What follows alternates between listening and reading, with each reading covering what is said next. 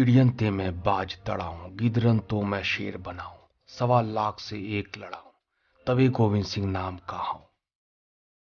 भारतीय सेना में एक नाम है जसवंत सिंह रावत। 1962 में चीन के साथ भारत की जंग में गुरु गोविंद सिंह के बारे में लिखी गई इन पंक्तियों को जिसने साकार कर दिखाया था। इस जंग में उन्होंने ऐसी उदाहरण पेश की कि 1962 से अब तक जसवंत सिंह रावत को अपनी सेवा से रिटायर नहीं किया गया है। हिंदुस्तानी फौज का यह राइफलमैन आज भी सरहद पर तैनात है। उनके नाम के आगे कभी भी स्वर्गीय नहीं लिखा गया। जिस चीन की सेना के खिलाफ जसवंत सिंह ने लड़ाई लड़ी, वही चीनी सैनिक आज भी उनके सामने झुककर प्रणाम करते हैं। दरअसल 1962 की जंग में महज 17-18 साल के जसवंत सिंह रावत चीन के सामने हिमालय से अडिग होकर 72 घंटों तक दुश्मनों से लड़ते रहे। यह बात तब की है जब 1962 का भारत चीन युद्ध अंतिम चरण में था। 14,000 फीट की ऊंचाई पर करीब 1,000 किलोमीटर क्षेत्र में फैली अरुणाचल प्रदेश स्थित भारत चीन सीमा के करीब नूरानंग पुल युद्ध का मैदान बनी थी। चीनी सैनिक भारत के जमीन पर कब्जा करते हुए हिमालय की सीमा को पार कर अरुणाचल प्रदेश के तवांग तक आ पहुंचे थे। बीच लड़ाई में ही भारतीय फौज के संसाधन और जवानों की कमी का हवाला देते हुए बटालियन को वापस बुला लिया गया, लेकिन पीछे हटना इन्हें हरगिज मंजूर नहीं था।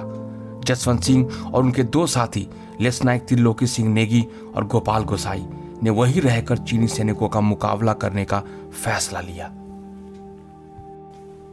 इस कड़ी परिस्थिति में ये तीनों सैनिक एक बंकर से गोलीबारी कर रही चीनी मशीन गन को चुराना चाहते थे। 3 बहादुर जवानों ने निश्चय लिया कि दुश्मन की एमएमजी को छीन लिया जाए। राइफलमैन जसवंत सिंह, त्रिलोक सिंह और गोपाल गोसाई बिना वक्त गंवाए अपने मिशन पर निकल पड़े। दुश्मन ऊंचाई पर थे और सामने की गतिविधि को देख सकते थे।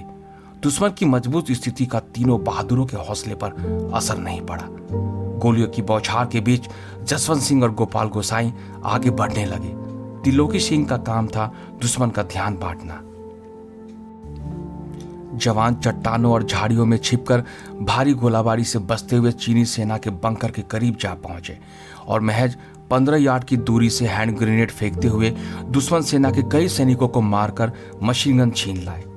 इससे पूरी लड़ाई की दिशा ही बदल गई और चीन का अरुणाचल प्रदेश को जीतने का सपना ही रह गया।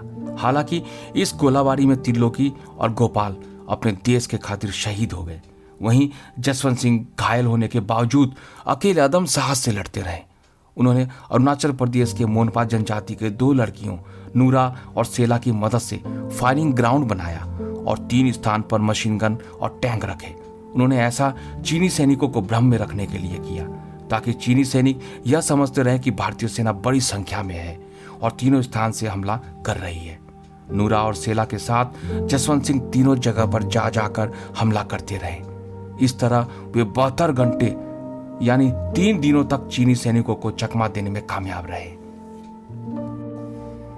बाद में दुर्भाग्य से उनको राशन की आपूर्ति करने वाला शख्स को चीनी सैनिकों ने पकड़ लिया।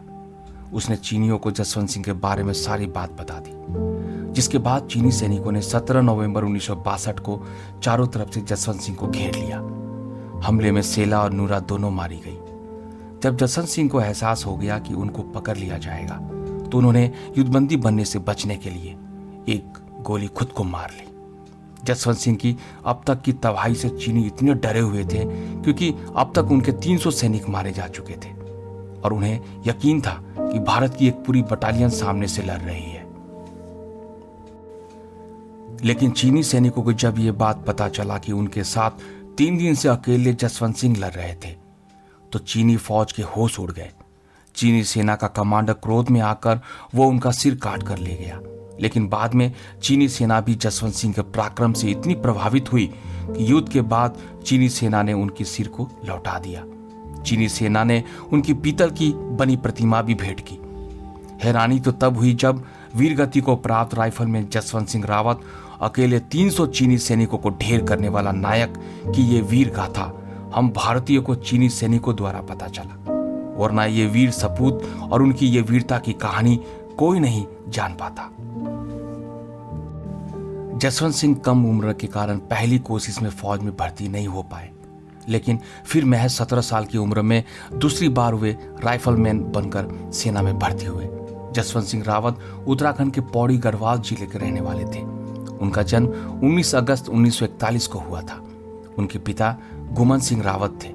जिस समय शहीद हुए उस समय वह राइफलमैन के पद पर थे और गढ़वाल राइफल्स की 4वीं बटालियन में सेवारत थे। जिस चौकी पर जसवंत सिंह ने आखिरी लड़ाई लड़ी थी उसका नाम अब जसवंतगढ़ रख दिया गया है और अब वो बाबा जसवंत नाम से जाने जाते हैं। जिस पोस्ट से जसवंत सिंह ने मोर्चा संभाला था उसे मंदिर में बदल दिया गया है। आज भी 1962 युद्ध के दौरान इस्तेमाल किए गए बंकर और कुछ सामानों को संजो कर रखा गया है। स्मारक में उनका बिस्तर, कपड़े, जूते 4 जवानों को खास तौर पर उनकी सेवा में लगाया गया है। कहा जाता है कि जसवंत सिंह आज भी सरहद की रखवाली करते हैं। उनके जूते पॉलिश करने वालों का कहना है कि कई बार जूते कीचड़ में सने मिलते हैं। कई बार बिस्तर की चादर पर सिलवटें होती हैं, जैसे रात को कोई उस पर सोया हो।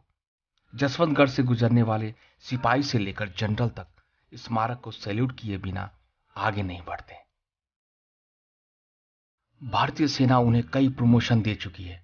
जसवंत सिंह को महावीर चक्र से सम्मानित किया गया मरणोपरांत। जसवंत सिंह रावत की शौर्य गाथा पर 2 film 72 hours a martyr who never died बनी है। ऐसे वीर को मेरा शत शत नमन। नमस्कार दोस्तों, मैं ऐसे ही अद्भुत सच्ची घटनाओं को आपके समक्ष लाता रहूंगा।